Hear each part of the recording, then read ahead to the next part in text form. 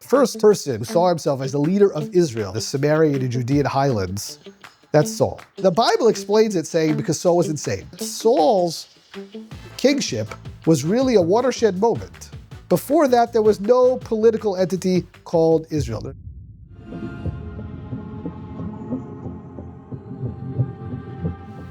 Welcome to KEDEM, and I'm very glad to host today Dr. Zev Farber from the Hartman Institute and the editor of the Torah.com. Welcome. Thank you. Thank you. Glad to be here. And I have a simple and very important question for me today. Who created the United Monarchy? And in fact, who created the Israelites as a nation? So, the first question is actually a simple one, but it often gets lost. We all know from the Bible that the first king is King Saul. And I think that's true historically. However, I think we don't often appreciate what King Saul accomplished. When we read the Bible, we see a story of a united Israel that is already united in Egypt, that comes with Moses and then with Joshua and enters. And then when there's trouble, there's one judge, Shofet, that rules them all. And then the switch to monarchy seems kind of banal. Oh, now we want a king. And then after Saul comes David. However, Israelite history is quite different than that. Before Saul, Israel was basically not a political entity. There was cultural similarities with what we would call Israelites, or early Israelites, but they didn't have anything joined. They were little villages. They might have had religious areas that they joined together for sacrifices or festivals or something like that, but there was no political unity. The idea of a political body of Israel as a country that has cities and an army, etc., that all begins with Saul. When you say the same material culture, what actually do you mean? So when you look at villages that dot the highlands area, let's say Judea and Samaria, and to some extent even in the northern highlands, you get a culture that is neither Canaanite or Philistine, which were the other groups in the area.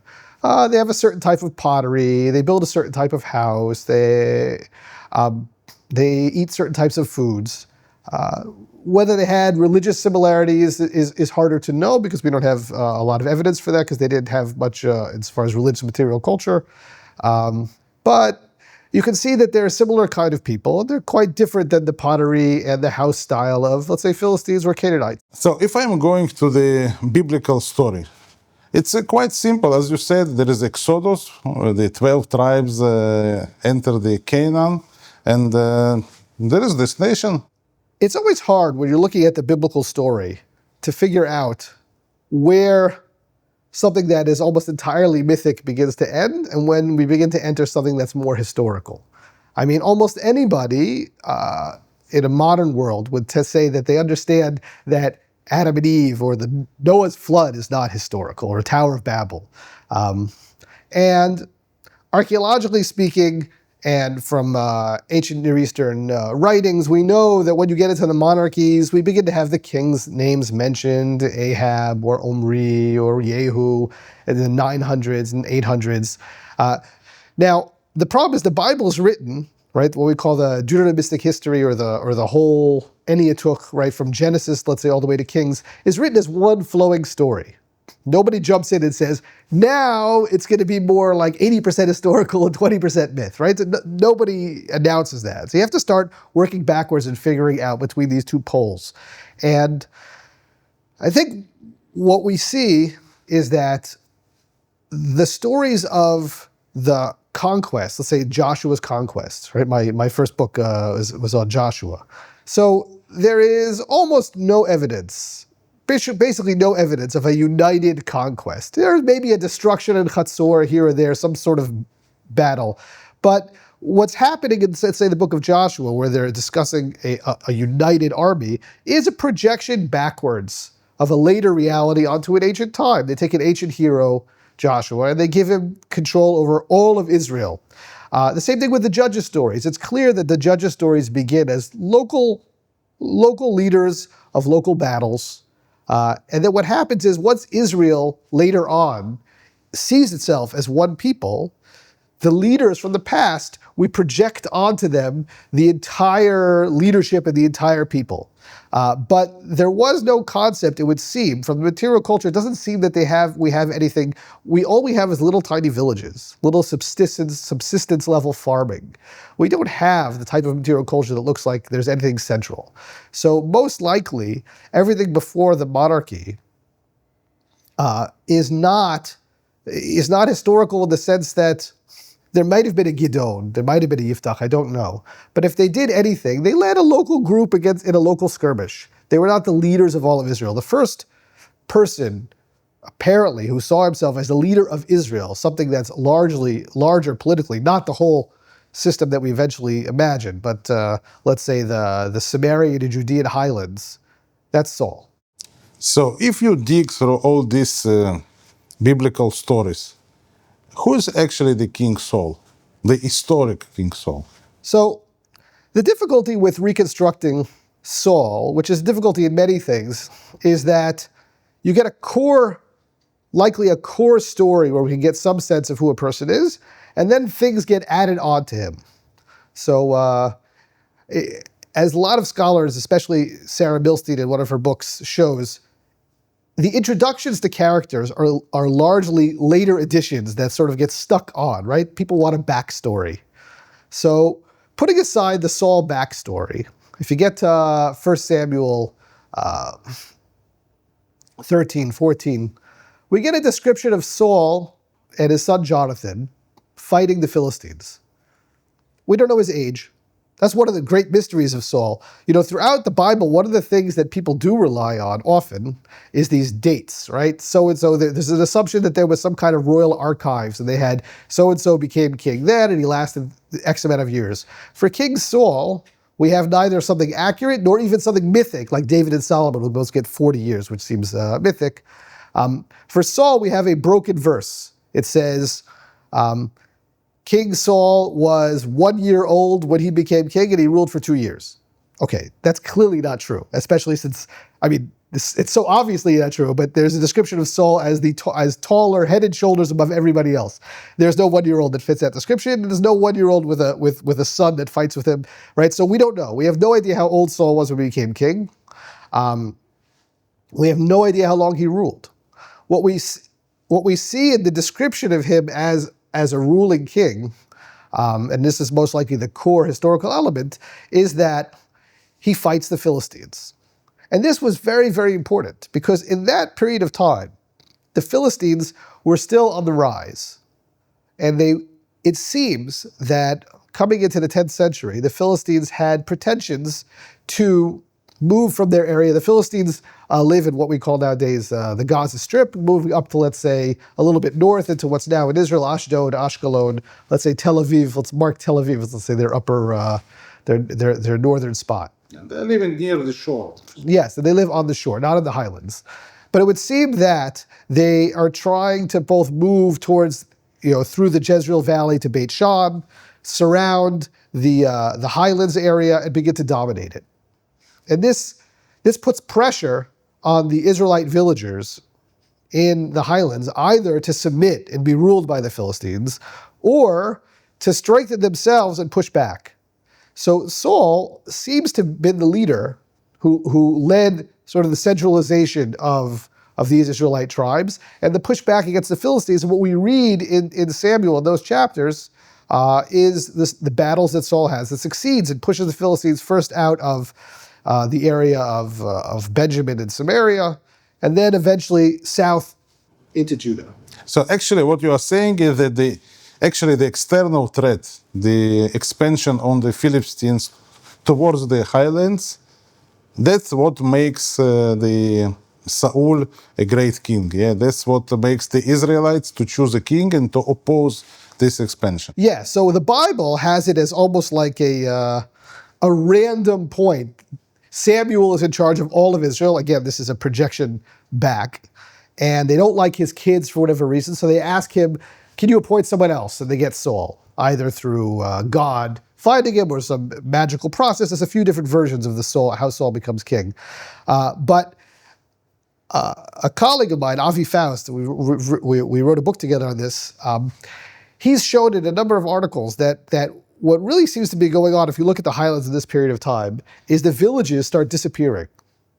And instead, in certain spots, you begin to get fortified sites, growing, centralized, with walls around them, fortified sites. So what we're seeing is that the villagers have decided that in order to push back, we have to, first of all, protect ourselves. So living in little tiny villages where you can come and raid and steal all the farming products, that agriculture, that's not going to work. So you get walled areas. And with that, you begin to get more social complexity. And naturally speaking, in a system like that, you begin to look for an actual leader to lead all of you. That seems to be the origin of the monarchy, right? It was either submit to the Philistines or we protect ourselves. And it turns out that the population, when you bring them together, is larger than the Philistine population, especially since most likely the Philistines, who were Asians who came across in the 12th century, were not the only or even the main group in that coastal area. They dominated local Canaanites. And it seems to be that with the rise of Israel, those Canaanites shift and join Israel, and the Philistines shrink in the period of when the monarchy begins. So this is actually the moment when the ancient Israel is born. Yes. So I would say, like I said earlier, they probably shared a language and a lot of cultural traits and perhaps religious values and other things like that, what they ate, how they built. But the idea of a political entity, that really comes in this period, the 10th century, with Saul's kingdom. If I am following the biblical narrative, the greatest king of all time is probably the David. He's described as the brave warrior, a great leader, and the main focus on him. And he is in the way overshadows the Saul, King Saul. But according to your story, the King Saul is the creator of the monarchy. So what's interesting is what happens with David in the Bible. So on one level, you can easily say that David is the greater king in the sense that Saul's kingdom was most likely the highlands, right? From the Jezreel Valley as its northern border down to Judea. And David seems to conquer more. He takes the Jezreel Valley, he goes north into the Galilee, he dominates neighbors. So in that sense, David seems to have been the more Genghis Khan-like, right? The more of a conqueror. Saul is not a conqueror in the same way. However, David does more than that in the Bible. He entirely steals, or almost entirely steals, Saul's thunder. Because David's story inserts him into things that Saul did. The classic great example of this is the story of David and Goliath. In many ways, that is the most famous story about David. And of course, most of us realize this seems like a myth. A little boy, comes in, and he fights this giant Philistine from Gath, and he kills him with a slingshot. Okay, so that's not new for me to point out that is a bit of a fantasy or a myth story. However, there's a very strategic element to that story, which is this. The story comes in the middle of what seems to be a very basic battle story. Saul and his Israelite army are on one set of mountains. The Philistine army from Gath is on another set. There's going to be a battle. This is the battle, in theory, that frees Judah from the Philistines. And in the middle of that story, suddenly, this giant comes up named Goliath and says, let's not have a battle. Let's do man-to-man. One of you come down. Now, the literary implication of that is, of course, Saul, because if Saul is head and shoulders bigger than anybody, then he is the biggest Israelite he should fight. And the fact that he doesn't implies that Saul is a scaredy cat. And then in the end, who does it? David, who's not even a full-grown man yet, kills him. But then, after the story, after Goliath is dead, and in theory, Goliath's whole point was, we don't have to have a battle. It'll be man-to-man. Your guy, my guy, whoever wins, the other side goes home. But that's not what happens. After Goliath is killed, suddenly we're back to the battle, which Saul's army wins. What seems to have happened is, this is the battle in which Saul freed Judah, or at least began to free Judah, from being under the thumb of the Philistines. Judah, from other stories we see, is very, very much under the Philistines. First of all, it's a very sparsely populated area, so they would not have been able to put up a fight the way the Sumerian highlands were able to put up a fight. You have the story of Samson, this classic scene in which the Judeans come and say, we have to turn you in to the Philistines. Don't you realize how much trouble you're getting us in? Right? They clearly are scared to death. So Saul seems to be the one who frees Judah, but however, David, unlike Saul, is from this area. He cannot have it that Saul freed Judah. So by inserting the Goliath story in the middle of this battle, suddenly you forget that the battle, Saul's army, is what frees Judah from the Philistines. Instead, it is David and his... Who is suddenly protagonist in this story. Yes, he's suddenly the protagonist of Saul's story. Instead of actually King Saul who won this battle, and this was probably his victory. Exactly. David needs, or at least strongly desires, to have his legacy as being the one who really, really saved Judah from the Philistines. But David does that elsewhere too. In the story of Saul's years as king, David is inserted in every way you can imagine. David is Saul's musician. David is Saul's general. David is Saul's son-in-law. David is Saul's son's best friend. Right? And the cheerleaders, the ladies who sing songs in Saul's honor, say Saul with his thousands and David with his tens of thousands. So even all of what you have then, all of Saul's victories essentially become David's victories. Because everything Saul did, David was his right-hand man. And how do you explain that? So I think that part, like I said, the introductory material, both to David and to Saul, and in general to biblical heroes and ancient Near Eastern heroes in general, seem to be later accretions. Here, it seems to be that David, who I believe is a historical character, and I do believe had interactions with Saul, is redoing them. If I had to say what is David's interactions with Saul, I have to think about how David's career begins.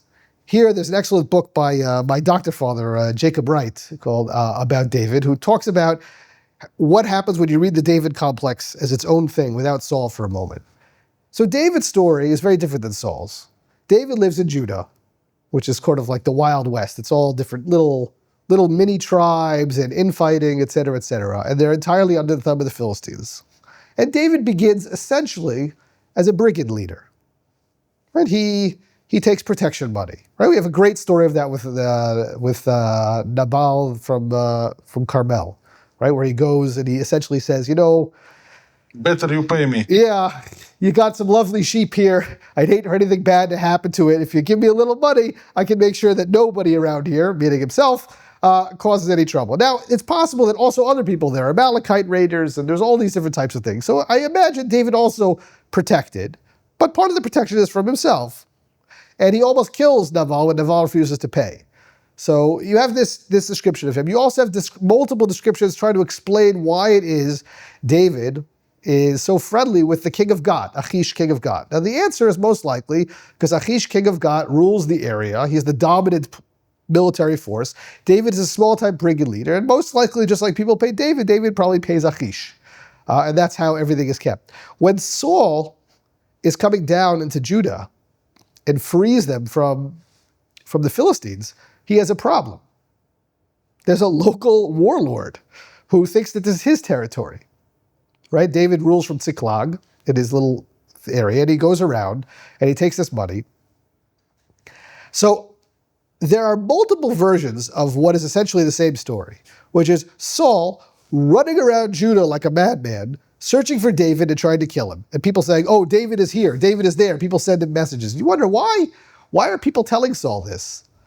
The Bible explains it saying because Saul was insane. They say Saul was insane and he was jealous of David and he was trying to kill him for no reason at all. And David was just a nice guy and he could have killed Saul, but he didn't want to. But I tend to think that that's a spin on something else, which is everybody knows that Saul wanted to kill David. That's where I think the historical core is. But not because Saul was jealous or insane, but because David was a vestige of non-governmental rule. And Saul wants to establish a kingdom. And in a kingdom, a guy like David is a real problem. But at the end, we all know that David rises to the power, and he is, in fact, the main king of ancient Israel. How that happened?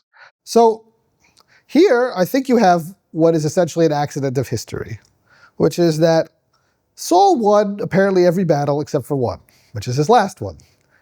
In the last battle that we know of from Saul, the Philistines from Gath send their army up to the Jezreel Valley, and there's a battle near the Jezreel Valley. The Jezreel Valley is an excellent place for battles. There's many, many historical battles from ancient Egyptian to Mongolian that take place in the Jezreel Valley. Napoleon. So there's a battle there, and apparently Saul, together with his sons, are all killed. Suddenly, Israel, which is a new kingdom, is without a king. And there becomes this very brief battle over who is going to take over Saul's legacy. There are two contenders, essentially. There's a man named Ishbaal, which the Bible calls Ishbosheth, which means man of humiliation, because they don't like to say the name Baal because it's in God's name, who claims, apparently, that he's Saul's son. That is, it appears from the biblical texts that all of Saul's sons, who are named a few times, are killed, and Ishbosheth is a latecomer, and that would not be unusual to try to claim that you're a son of a king. Certainly the Seleucid Greeks did that all the time. Everyone was Antiochus' son. He rules from the Transjordan, and you have David.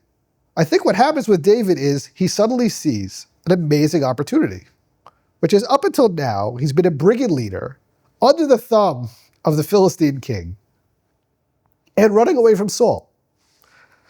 And suddenly he sees that this great charismatic leader is dead. And the new guy, this Ishbaal, is apparently not so great and not so charismatic. And David takes the opportunity first to consolidate his rule in Judah, and then to move north and take the rest of Israel, right? Take over Saul's kingdom. So from there, he becomes king of Israel, is able to launch his conquests with the kingdom that Saul built to take over more territory. But I think that to some extent it's a historical fluke. What would have happened had Saul survived, had Jonathan survived to become king after him? Perhaps we would never hear of David as much of anything as but a nuisance to Saul. But that's not how it played out. And in the biblical stories, we see that once David becomes a king, rises to the power, he needs somehow to explain probably his dynasty, his kingdom. And the first king is not from his dynasty, he is King Saul. So Right. what he's doing with the legacy of the king Saul? So David is an interesting character. First, there's a chapter in Baruch Halpern's book on David where he called King David Serial Killer. I think that's the name of it. Because one thing that stands out about David is everybody who is in David's way dies. And the Bible spends a lot of time explaining how David didn't really kill him. Yes, David was an ally of King Achish of Gath, but he wasn't there at the battle when Saul and his sons were killed. Yes, David killed all of Saul's descendants, but that was because there was a famine or a plague, and he needed to do it to appease God, because Saul killed the Gibeonites. Yes, Ishbosheth ended up with his head in a bag, but David wasn't there and didn't want it. Yes, all of Saul's generals ended up with their heads in bags or stabbed in the heart. Yes, but he didn't want to. Yes, Saul wanted to kill David, but David didn't want to kill Saul. Actually, he found him twice and promised not to kill him and said very nice things about it. And Saul cried and said, "Oh, David, my son, my son."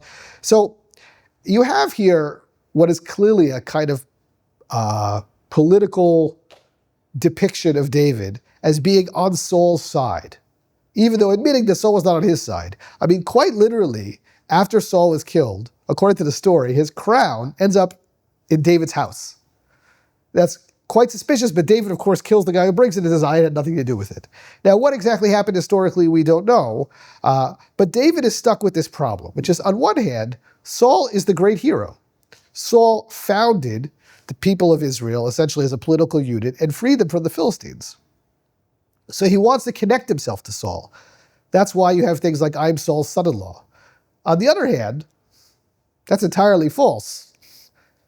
if you look at the story, this is a great example. If you look at the story of David's marriage to Michal, Michal is Saul's daughter, you can see how he's struggling. According to the story, David tells Abner was Saul's cousin and main general, that he's allowed to come over to David's side as long as he brings Michal, Saul's daughter, as a wife. Now, historically speaking, if that is true at all, it's most likely that David just wants to marry the previous king's daughter to solidify his power.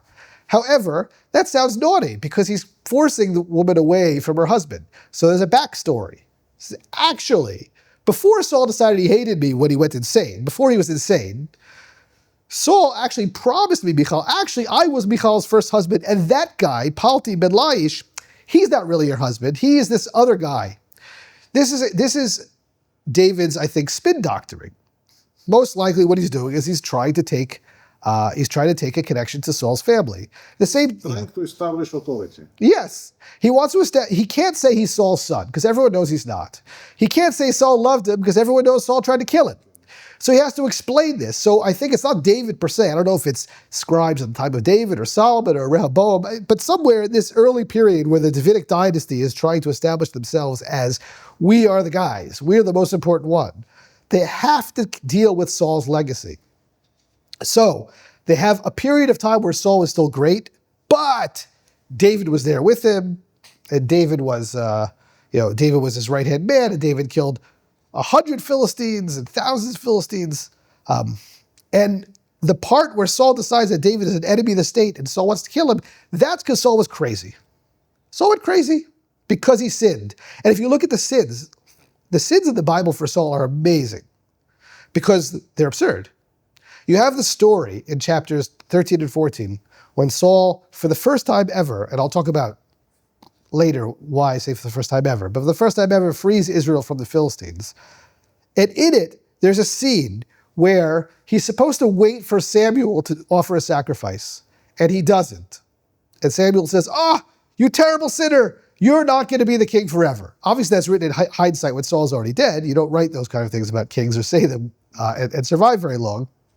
But because he didn't wait to offer a sacrifice, he literally freed Israel from their enemies. Again, there's another one where he goes and destroys the city of Amalek.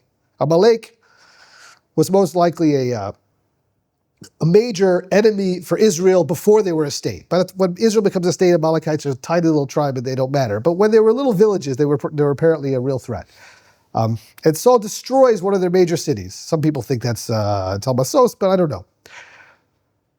And the story goes that he allows the king to live so he can show him off to the people, and he lets people take booty from the sheep.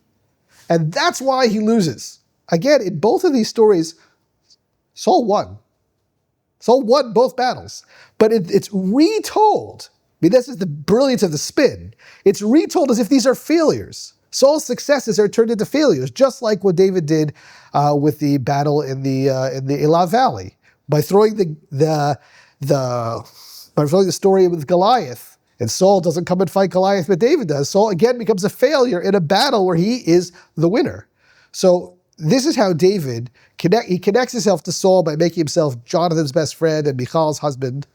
They're all dead by now, so Michal is a woman and can't say anything, and Jonathan is dead with Saul on the mountain, so who's going to contradict David? So on one hand, he connects himself to all of his successes, and he explains the animosity Saul had for him as insanity. That's it. So he's able to be, if he is Saul's son-in-law and Saul's sons are dead, then David is a legitimate next king. Do we have any other places in the biblical text where we can see this back projection of the Davidic narratives into the King Saul stories? Yes, there's actually an excellent one that might have originally been written to be a kind of introduction to the book of Samuel, but it really becomes the end of the book of Judges. There's a story, it's a horrible story. It's written off of the story of Sodom from Genesis, of travelers that enter a Benjaminite city, Gibeah, who are then attacked by the entire city, and the concubine of the man is raped. There's until she dies, and that sets off a civil war between Benjamin. Gibeah is in Benjamin, and the rest of Israel. Now, there are a number of things in that story that show you that this is an attempt to insult Saul. First of all, Gibeah is Saul's city. It's literally the capital, the first capital of Israel, Saul's capital. And there's a comment when they're traveling where one of the guys says to the other, hey, it's getting late. We're by Yevus. Yevus is another name for Jerusalem, David's future capital. We're by Yevus. Why don't we stay there? And the man says, no, I don't want to stay in Yevus because it's not an Israelite city. Let's stay in an Israelite town. Let's stay in Gibeah. And of course, in Gibeah is where this horrible thing is. So the people from Gibeah and Benjamin are even worse than the Jebusites, who of course David eventually conquers and takes over and takes their city as his capital. So you have this story that is seeing Benjamin. In the end, Benjamin gets slaughtered, and there's only a few of them left. So you have this story that Benjaminites are somehow lower in morality than even Israel's enemies, that Saul's city is a den of wild rapists. And it would have been better probably if they had stayed in Yevus, David's future capital. And this is an Ephraimite person who's traveling between Ephraim and Judah, right? So the author is trying to give the reader this feeling that Benjaminites, they're really a problematic group. So obviously the better king is not the Benjaminite king, but the one who takes over after, right? He's the real savior of Israel. Okay, so if we are going back to the pre-King Saul times, we also see a lot of stories actually explaining the creation of the Israelite nation. Right. So I think that David kicked off a trend, right? David, who is the next ruler, forget about Eshbaal and how long he lasted, but he was the next ruler of Israel, who understands what Saul accomplished and really takes it further, right? David takes things all the way to the north, and the Galilean tribes join, and the Transjordanian tribes, etc. David really brings it out, but he understands that he wants Saul's legacy. He's not the only one who realized that, because once you have a concept of Israel as a political entity, then other historical characters, not them themselves, because either they're mythic or they're dead, but other historical characters also begin to take over that. A great example is Samuel. If you read the book of Samuel, you get something very strange, right? So Samuel is born, and after his mentor, which is the priest Eli, and his sons are killed, Samuel becomes the shofet, the judge, the leader. And before Saul even comes around, you have this story of the second battle of Ebenezer, right? The first battle of Ebenezer is the famous story in which the ark is taken and Eli's sons are killed, and Eli falls back and dies. And then there's all the terrible things that happen to the Philistines who have the ark until they return it. But there's another battle of Ebenezer in which Samuel leads the people and defeats the Philistines entirely, such that the Philistines, it says, never come back again, or something along those lines, right? The Philistines are entirely defeated. So what do we need Saul for? The Israelites are united under Samuel. They're more powerful than the Philistines. Seems like we're good. No need for king. No need for a king. So they explain it, well, Samuel really is sort of like a king, but his sons, they're not good. So instead we need a king. Now this is a very artificial explanation.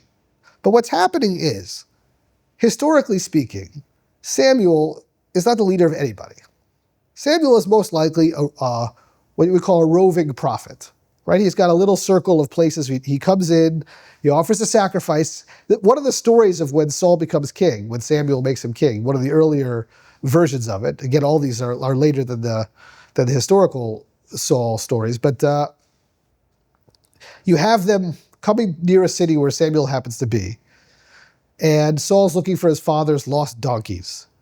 And they decide they'll go and they'll pay this seer a little bit of money, and he'll tell them where the donkeys are, because seers, they have magical powers. That's Samuel. That's more like what he probably was. Not that he had magical powers, but the idea that he comes in, he does sacrifices, You give him a little bit of silver, and he tells you something or does a miracle for you or something like that, and that's how he makes his money.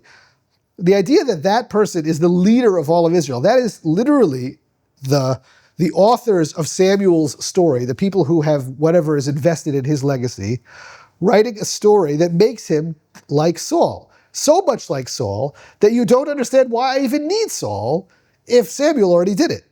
And if you go back to all the judges' stories, you have something similar. Gideon wins a war against the Midianite invaders, and suddenly they say, oh, you should be the king.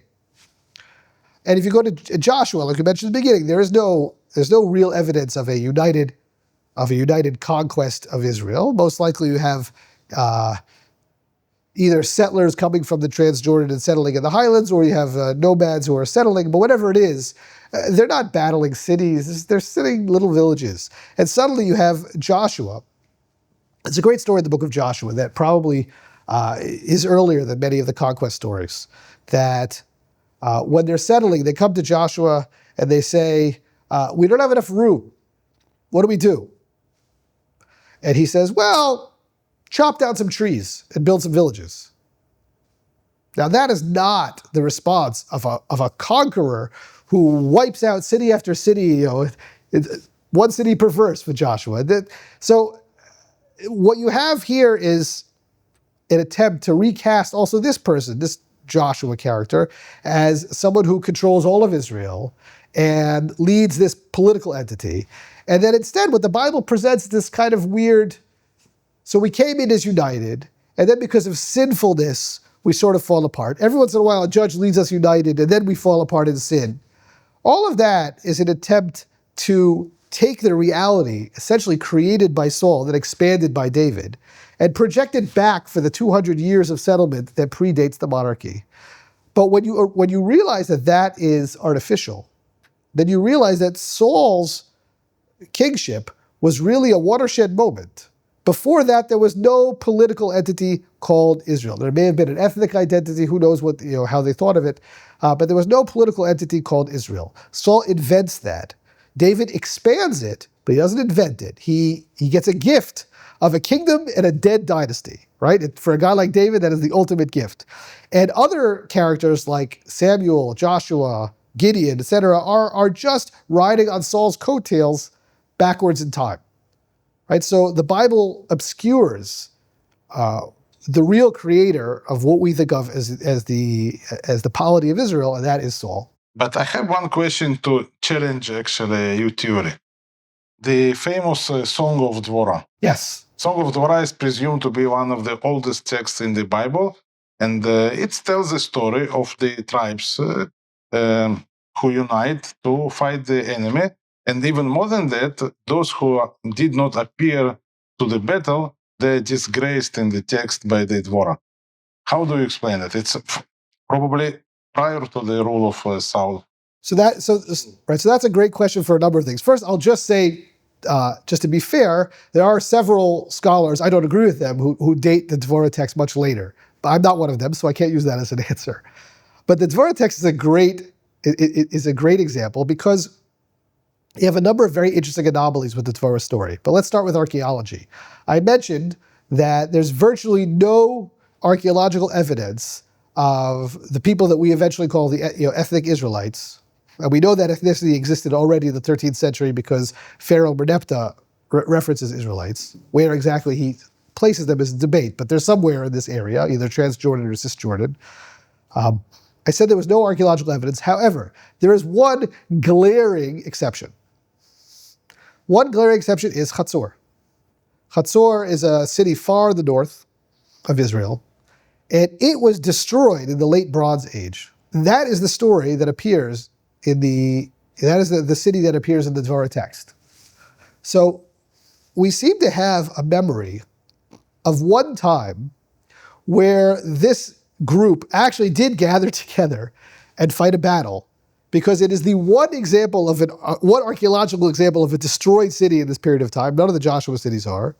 And it gets its own song. Now what's interesting is when we look at the tribes there, it doesn't exactly fit our 12-tribe model. There are places there we don't know who they are. Judah is not even mentioned at all, neither as coming or not coming. They don't exist. In fact, it's interesting to think about when the area of Judah even begins to be thought of as part of Israel, because if you think about the names of the tribes, Binyamin, means the south. But Judah is south of Binyamin, which means that when Binyamin was coalesced as an identity, the people south of Binyamin were not part of Israel. Right? Deborah does not realize that Judah should have come, because why should they? Who are they? Right? And there's tribes called Mechir or Gilad, which we later on see as subgroups of Menashe. So you see that there's some kind of there is some kind of tribal, not political system, but an ethnic group. To make it clear, you say that Benjamin is the south because the name. Yes. Benjamin, Yamin, it means the south. Yes, Yamin means south. So Yamin in biblical Hebrew, in modern Hebrew, it means the right. It can also mean the right, but it also means the south. So son of the south. We weren't the only ones who used that. There are Akkadian tribes also, Banu Yamina, that also call themselves Southerners. It's a name for Southerners. Yeah. In the kingdom of Mary. Yes, right. So the Banu Yamina near Mari, so the Southerners there also use the same term. Right? It's not unusual. In America, we say the South, and here we say the South. Right? It's a very normal way of referring to people. But my point is that in that period of time, that was the southern border. Obviously, by the time you get to Saul and David, Judah is considered to be part of it. So they're south of the south, but too late, because that's what we already called Benjamin south, so that's the way it goes. If we go back in the time machine, okay, and we switch the history version from Davidic one to the King Saul, what it would be in this story? I mean, it's a very interesting question, because Saul, like we said, Saul dies in battle. We don't know if Saul was the type of military genius like David who would have conquered others. But what I imagine would have happened would you have a Saul dynasty, which would slowly expand, probably do similar things to David, taking the Jezreel Valley in the north, with Jonathan as king, and et cetera, after him. But it's interesting to think now, if we understand who Saul really was, if there's any way now to recreate a new image of Saul. I feel bad for Saul. In the Bible, he's a very unfortunate character, a tragic character, right? He's insane. He dies a failure. His two great battles are marred by sin that make him bad. And David, we still sing it now. David, David Melech Yisrael Chai V'Kayam, right? We sing that David is alive and well. The Messiah is going to come from David. The Star of David is our emblem. One wonders if we could give Saul back some of his thunder, that was stolen by David, by Samuel, by Joshua, and say that we do know who was perhaps the genius or the leader or the charismatic person who did create Israel finally in their hour of need when the Philistines were going to take them over, push them out, and created a political entity that we know of today. And that was not David, and it was not Samuel, and it was not Joshua, but it was Saul. Well, so exciting story. Dr. Zev Farber, thank you very much. Thank you. I think we gave some tribute to King Saul, which he deserves to. And stay tuned for more. Don't forget to like, share, subscribe, and support us. Thank you.